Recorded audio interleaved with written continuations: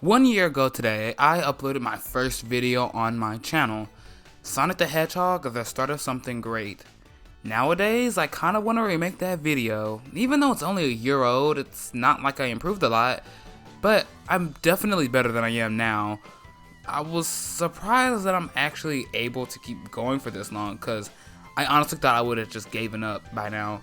I procrastinate a lot, even towards things I actually enjoy, so I thought I would just stop and never come back. And I kinda did for a while, since life kinda got in the way, but I was able to actually come back and keep going. So when I realized that my 1 year anniversary was coming up, I wanted to play a game that was really special to me. Super Mario 3D World! The nostalgia with this game hits hard. Super Mario 3D World is one of my favorite games up there, along with games like Persona, Splatoon, Yokai Watch, etc, etc. Originally, this was gonna be the first video on my channel, but never could make it because other reasons. I never had a capture card, and even if I did, the game was so long, and I didn't know anything about how to make videos, so making that the first game I tried to cover would probably be a bad choice. Even now, making this was kinda difficult because this is a video that took me a lot of planning. So I'm happy that I was able to actually make it here today. Flashbacking, if that's even a real word, to December of 2015, I received my pre-owned Wii U that had 2 games pre-installed, Nintendo Land and 3D World. Now, I never really played Nintendo Land a whole lot. What I did play, it was really fun, but it's a game that was best played with friends, so it's a game that I just never really was able to get the fullest of enjoyment. Maybe one of these days I'll actually make a video on it, because it's a game that I don't see people really talking about a lot nowadays, and with the Wii U eShop closing and everything that's going on, I think it'd be nice to actually just go back and experience what the game truly has to offer. Though, the game I really played the most was Super Mario 3D World, obviously. I played that game like heck. Going and seeing my playtime, I played the game for exactly 420 times and around 250 hours of playtime. Now, at the time, I really wasn't into other Mario games. Like, I knew they existed. Like, I had Galaxy on the Wii, but like, I don't even remember anything about it. At most, I remembered that the game was about space because that's what the title was. In fact, I didn't beat Super Mario Galaxy until the 3D All-Stars collection came out. So around the time I got my Wii U, 3D World was the only Mario game I really had. But anyway, going back to when this game was announced, I wonder how people actually took the announcement to this game. Like, if I am who I am now seeing this game, I would be a little skeptical. I mean, it's been about a year since the Wii U released, and the only Mario game we had was a very stale 2D Mario game. So I would be kinda confused on why Nintendo is making a 3D 2D Mario game, especially when they already did a game like that on the 3DS. In fact, looking back, the games are really similar, like even down to the naming scheme, like Super Mario 3D Land and Super Mario 3D World. Like, did you wanna, I don't know, have a bit more originality in the names? I mean, I guess, like, it's Mario, gets the point across, but like, there's a game called Super Mario World, so like, is this like a 3D recreation of Super Mario World? Anyway, going off of that tangent, making 3D World kind of seemed like a weird choice. But hey, Nintendo's all about making weird choices, and I welcome weird choices. And we all know that the game was good in the end. I mean, it's a Mario game. Could a Mario game really be that bad? So, you know. But then, after all that was said and done, the Switch released, and popular Wii U games are being ported. And of course, one of people's most requested games to be ported was Super Mario 3D World. Now, of course, I wanted 3D World to be ported too. I mean, it's the game I had a lot of memories of. And it was weird on how long they actually took to port it. because they even ported Captain Toad Treasure Tracker before they ported 3D World, which I always found was a weird decision.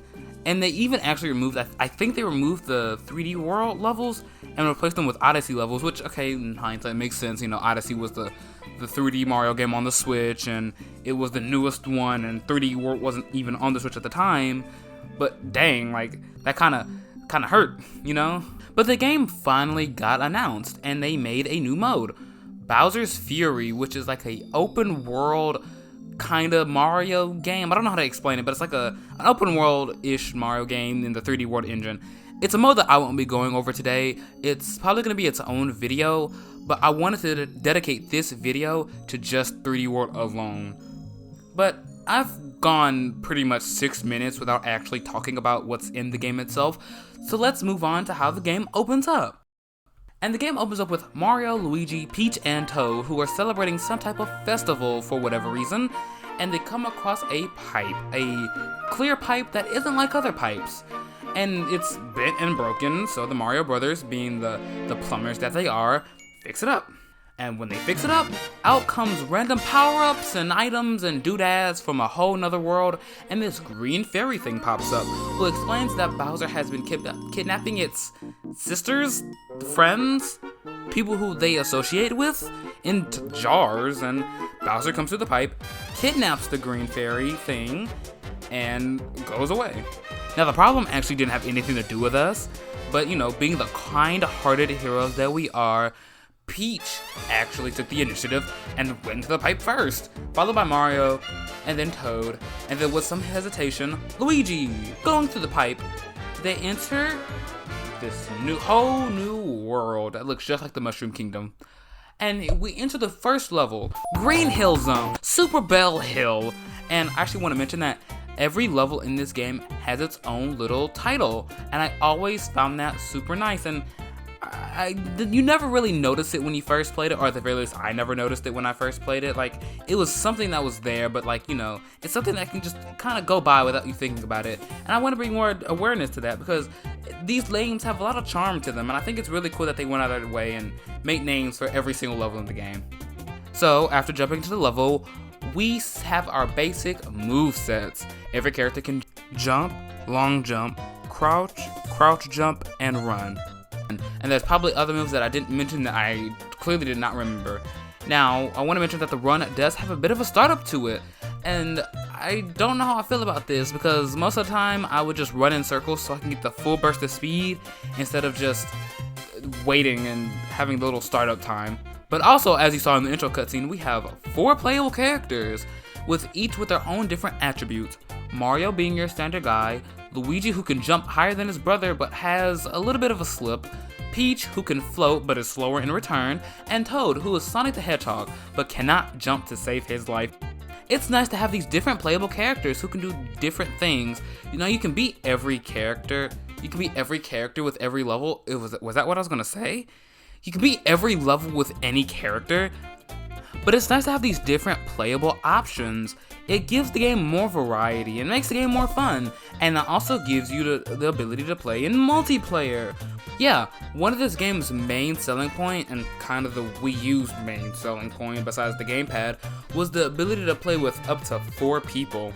Now, you and 3 other people can traverse this Sprixie Kingdom and compete over trivial things like who gets to have the crown on their head.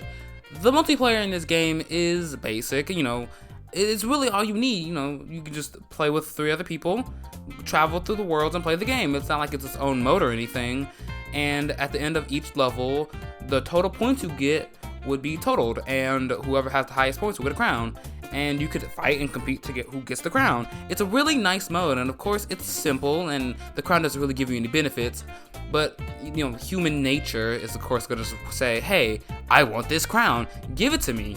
And you fight over it. It's really nice, and you could either play like normally and chill and with actual teamwork, or you can be a total jerk and throw your teammate off of the freaking map. I think honestly, this is probably one of 3D Mario's best multiplayer. I mean, there's not much competition. Most of the multiplayer before this game was just 1.5 players The other player 2 didn't even get a model sometimes, or just straight up didn't have a player 2.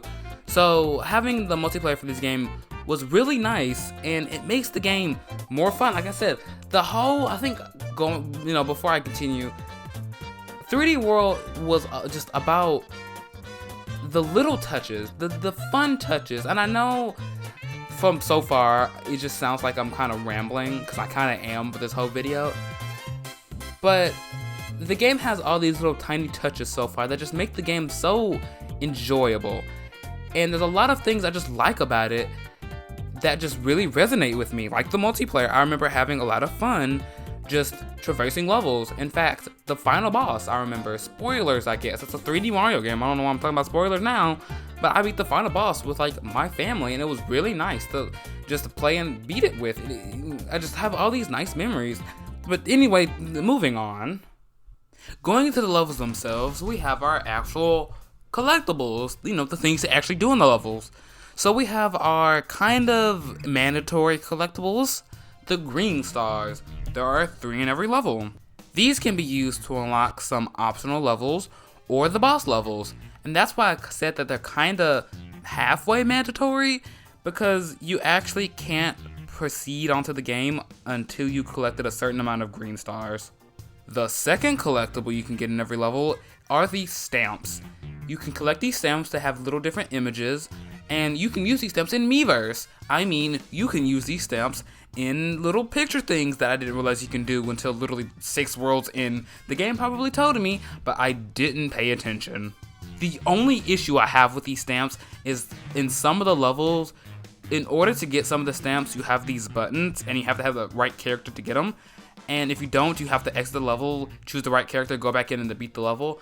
I only don't like this because it seems to just make the game a bit more longer, and it seems superfluous to just have that when you could just, make a little mini challenge or something, or make it even a creative decision, but hey, there are only like 5 levels that actually have these buttons, so it's not a huge deal. It's not like it's gonna kill me or something. Now, in the first world, we also see the first instance of a Captain Toad level. Captain Toad, the cute little toad who goes exploring in his many different Mario games. Well, he's playable in this game, and his levels play out a bit differently than normal levels. Captain Toad's levels are more puzzle-based, with the catch being that Captain Toad can't jump. So, you have to traverse this puzzle-like cube thing and collect all of the green stars. These levels are actually really fun, and I guess they were so fun that they was able to make an entire game about it, which I actually have not beaten to this day, and I should go back to it, or I could just make a video about it, and that'll maybe motivate me to finish it, I don't know. But I'm gonna say this right here, Captain Toad is really adorable. Now, going on to World Dos, we have a level that I actually want to mention. World 2-2, Puff Rod Peaks. The reason I want to mention this level in particular, because this is the first level that I remember that you could tell was made for the Wii U, because this level is very reliant on the Wii U gamepad. You have these blocks that you're forced to use to platform up, and what you would usually do is you would use the gamepad to touch the blocks. Well, this is actually one of the first major changes that they made to the game. Since there is no Wii U gamepad unless you put the Switch in handheld mode, what you have to do is use the cursor by pressing R, and you click on the box. I'm fine with this change. This change is actually similar to what they did for Galaxy on the Switch, where you have a little cursor. I'm fine with this because there's not really much you could do other than just completely removing the levels, which would not work. I mean, it'd be stupid just to remove a level when you could just do the cursor. So I like this. It works, and there's not a whole lot of gamepad levels or levels that you would need the gamepad in the game. So I'm fine with this change because it's not a necessary thing. Plus, I think this level is optional. I think, if I remember correctly. So you don't even have to do it. Also, in this desert world, we have a new power-up, the Double Cherry, which allows you to make copies of yourself. There's not really much to say besides that it allows you to make copies of yourself. It's a nice power-up, fun, usable. Moving on. Now, on to World 3, I don't really have much to say about this world other than I like the level aesthetics. the ones that stand out to me the most is the beach level, the Mario Kart style level, and the autumn level. Particularly the autumn level I remember because I could never find one of the green stars. I eventually found it, but for some reason this level was always hard for me to find this. I think the second green star. Even in the Wii U version, I could never find the second one, and it always made me just panic. Not panic, but you know. Now with the fourth world, I don't have anything to say about it. This world was always kind of just forgettable to me. Like, it's a nice world. There's nothing wrong with it. I just never really remembered it for some reason. It's just, you know, it was there. It exists. You know. World 5 has something I'd like to talk about, and it's how the game presents its game mechanics, especially with tutorials. For example, in Cakewalk Flip, the game introduces the flip panels. The game teaches you that every time you jump, the panels will flip. The game first gives you a safe environment with flooring, so in case you mess up, you won't die. Same goes for another level in World 7. There was these moving blocks things, and I kept dying because originally I thought you had to jump every time the block flipped, which was wrong. When I looked at the mice, I saw that they were just walking, which I tried that and it actually worked. Now, either it could have been the game teaching you how to do it, or just me being stupid and realizing that don't jump because the momentum is going to launch you forward. But hey, it helped me figure out that I was only supposed to walk and not jump, and I thought that was really cool. World 5 is also memorable to me because it also has one of my favorite levels, 5-4 Sprawling Savannah. The reason I like this level so much is because it's so open. The level isn't really anything special besides that it's open, but I guess because since every other level was kind of linear in a way, compared to this sprawling open field, I always thought it was really cool, and I would always go back to this level just to run around and play with every character. World 6 also has one of my favorite levels, 6-3 Hands-On Hall. The reason I liked this level so much was because of the use of the gamepad and the level aesthetics. I always, for some reason, liked just the idea of using the gamepad to touch the doors. I just thought that was cool. And the aesthetics is just nice to look at. And I like when you go outside and you see just the nighttime and all the enemies. It just really looks nice. And also the music is pretty cool too. So on a World Castle, you could see my lack of patience because I kept dying over and over again. I guess in my mind, I was just rushing myself for no reason, which caused me to have a lot of deaths, which, in hindsight, it wasn't even that hard of a level. It was just that I was just rushing myself. Anyway, the world itself is pretty nice. It's the standard, you know, castle lava theme or whatever. You know, the boss is a repeat of the first world's boss. Nothing much to say there.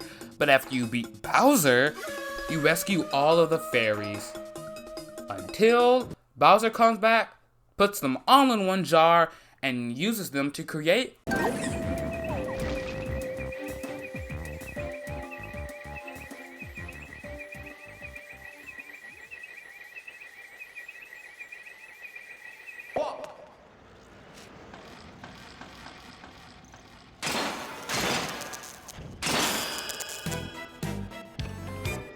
Bowser Land, the true-ish final world, and this is really nice. I really like the aesthetics of this.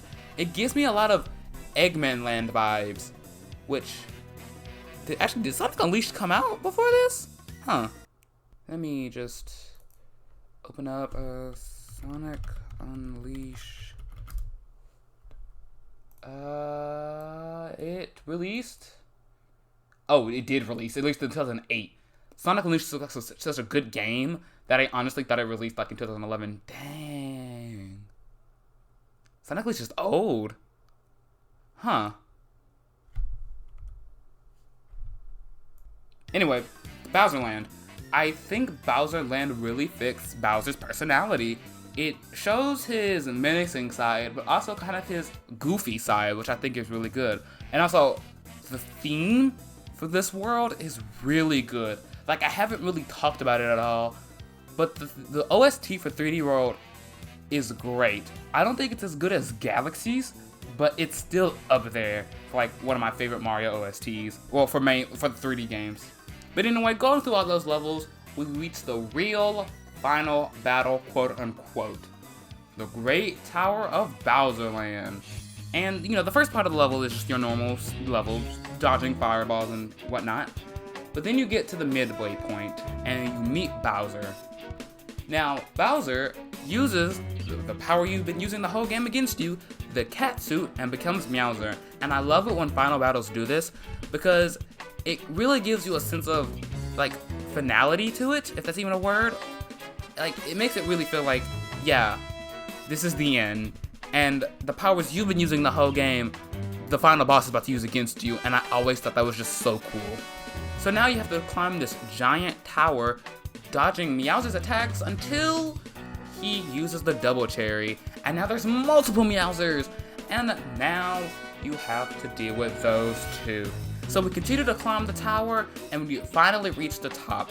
We hit the power block 4 times that for some reason Bowser decided to stand on, and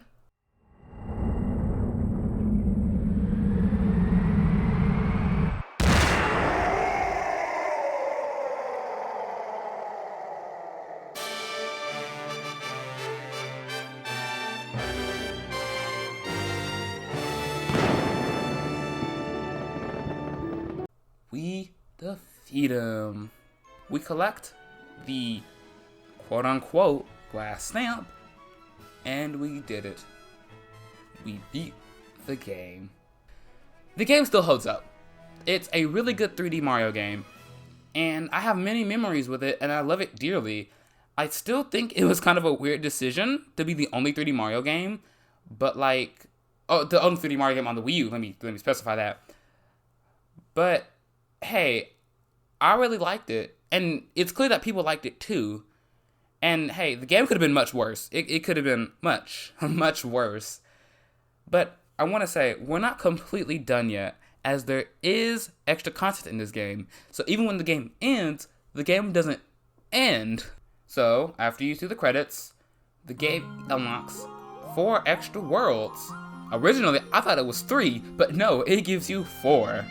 World Star, which after beating the 2nd level unlocks Rosalina as a playable character, World Mushroom, World Flower, and World Crown, with Crown being the end-all be-all world, with the final level of the game and also the hardest level of the game, Champions Road. At the time of writing this, I actually didn't make it to Champions Road because in order to do that, you have to get every star and stamp and every golden flagpole, which I just never did. Eventually I am going to do it. Hopefully before this video comes out, I will do it. And I will give you my thoughts on that. But I think I'm going to take a break from this game because the last thing I want is for me to get burnt out on one of my favorite games. So, but yeah, I've gone on for quite a while, so I'm going to go on here. Thanks for listening to my inconsistent and hard to understand mumbling or rambling, but I really enjoyed making this video. 3D World is one of my favorite games of all time, and like I said earlier, it's a game I have many memories with, and I just really want to express that, especially for the 1-year anniversary of my channel, and hopefully I could go on for another year, make it content that I really enjoy. So, I hope you enjoyed, and see you next time.